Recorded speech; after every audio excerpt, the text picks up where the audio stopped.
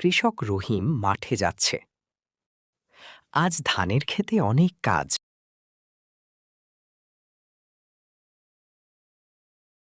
কৃষক ধানের চারা রোপণ করছে। পরিশ্রম করলে ভালো ফসল হবে। কয়েকদিন পরে বৃষ্টি হয়। আলহামদুলিল্লাহ, ধানগুলো সুন্দর হয়েছে। ধান পেকে সোনালি রং ধারণ করে। কৃষক, এবার ফসল কাটার সময়।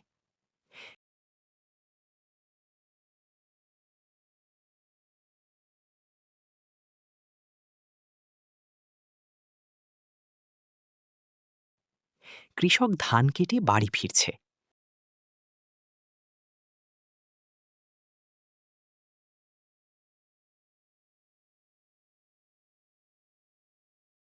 তোমার পরিশ্রম সফল হয়েছে। কৃষক, পরিশ্রমই সাফল্যের চাবিকাঠি।